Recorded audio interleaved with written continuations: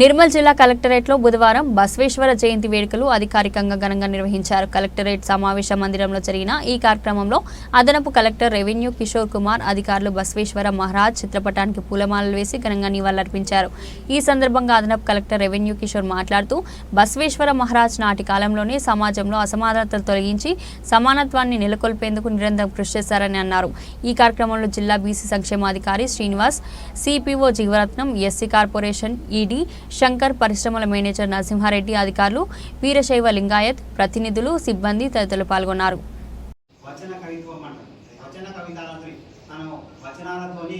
ఎంతో మందికి అల్ప సరళ పదాలతోనే ఆ యొక్క శివతత్వాన్ని, ఆ యొక్క విషయాన్ని సమాజానికి చేరవేయడం జరిగింది.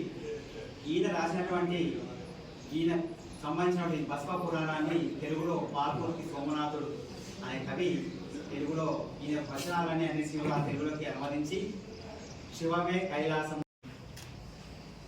ముఖ్యంగా ఈరోజు బసవేశ్వరుడు మహాత్మా అనే బిరుదు మహాత్ముడు హిందూ మతంలో ఉన్నప్పుడు 12వ శతాబ్దంలో హిందూ మతంలో ఉన్న ఏదైతే కర్మకాండ లేకపోతే కుల వివక్షత, మహిళల పట్ల వీక్షత అది వ్యతిరేకంగా పోరాడేటప్పుడే 12వ శతాబ్దం స్త్రీ పురుష వ్యత్యాసాలని రూపుమాపడానికి తాళ్ళపాక అన్నమయ్య కంటే ముందే, అలాగే పోతులూరి వీర బ్రహ్మేంద్ర గారికి వీళ్ళందరికీ కూడా స్ఫూర్తి నింపి ఆడవాళ్ళకు కూడా సమాన హక్కులు ఉండాలి, వాళ్ళకు కూడా అన్ని చోట్ల ఉండాలని చెప్పి అప్పట్లో ఉన్నటువంటి వితంతు వివాహాలు చేయడం జరిగింది.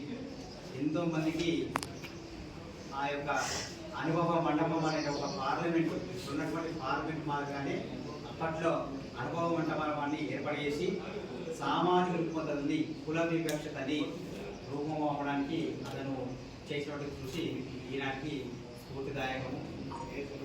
ఎన్నో స్త్రీకి ఉన్న హక్కులు అనేవి ఆమె జీవితాంతం వరకు సుమలింగాలుగా అంత కార్యదీక్షగా అంత జ్ఞానం ఉంది. అప్పటికే శివతత్వ సారాన్ని ప్రబోధించాడు.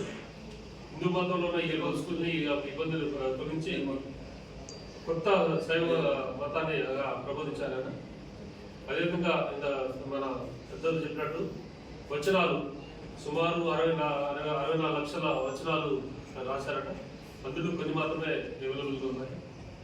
పాల్కుర్కి సోమనాథ్ కూడా చెప్పారు. ఆయన దాని ప్రధాన రచన శివతత్వ సారం రచన కూడా చేశారు. సో మనం అప్పుడు ఇప్పుడు ప్రజెంట్ వ్యవస్థలో కూడా ఉన్న ఆయన ఆశయాలను, లక్ష్యాలను